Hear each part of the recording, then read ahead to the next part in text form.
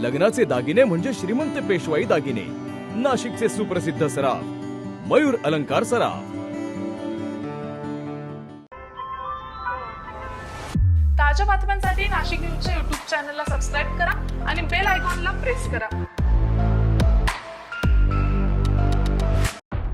नाशिक जिल्ह्यातील कसबे सुगेने गावात चोरट्यांनी थेट देवळातच लक्ष केल्याची धक्कादायक घटना समोर आली आहे. कोकणगाव रस्त्यावरील महालक्ष्मी माता मंदिरात आज पहाटेच्या सुमारास मोठी चोरी झाली आहे. या घटनेमध्ये चोरट्यांनी मंदिरातील दानपेटी फोडून देवीचे दागिने लंपास केलेत. विशेष म्हणजे चोरी करताना चोरटे CCTV कॅमेऱ्यात कैद झाले असले तरी त्यांनी कॅमेरेही फोडल्याचं समोर आलंय. कसबे सुकेने गावात यापूर्वीही 3 ते 4 वेळा अशाच प्रकारच्या चोऱ्या झाल्या असून दिवस रात्र वाढत्या चोरीच्या घटनांमुळे ग्रामस्थांमध्ये भीतीचं वातावरण निर्माण झालंय. पोलीस चोरट्यांपुढे हतबल झालेत का अशी चर्चा आता नागरिकांमध्ये सुरू आहे. घटनेची माहिती मिळताच ओझर पोलीस घटनास्थळी दाखल झालेत. पुढील तपास सुरू आहे. दरम्यान CCTV फुटेजच्या आधारे चोरट्यांना लवकरात लवकर अटक करून कठोर कारवाई करावी अशी मागणी ग्रामस्थांकडून जोर धरू लागली आहे.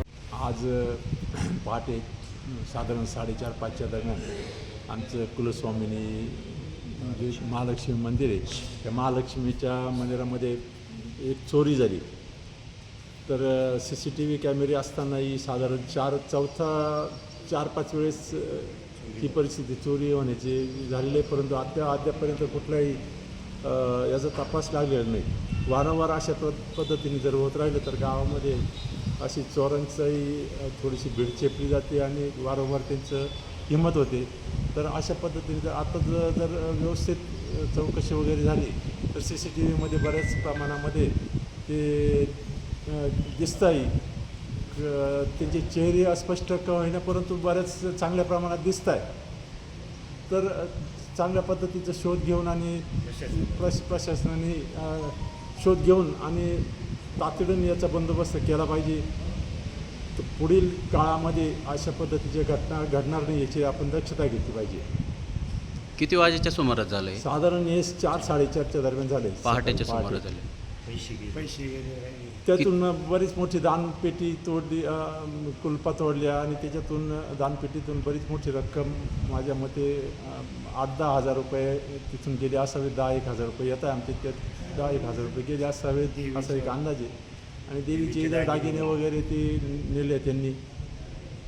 तर खूप मोठ्या प्रमाणामध्ये असं जर व्हायला लागलं तर अजून ते लोकांचं डेअरिंग वाढेल आणि अजून इथं अशा पद्धतीच्या घटना घडतील तरी पोलिसांनी त्यांचा तातडीनं बंदोबस्त करावा अशी विनंती.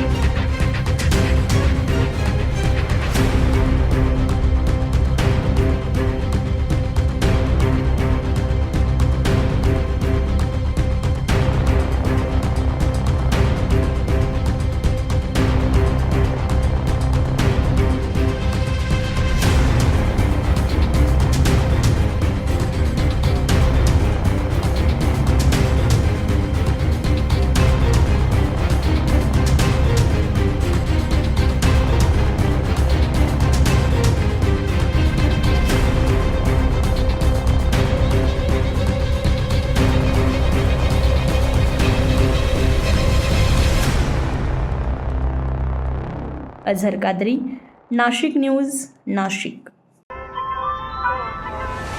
ताज्या बातम्यांसाठी नाशिक न्यूजच्या यूट्यूब चॅनलला सबस्क्राईब करा आणि बेल आयकॉनला प्रेस करा.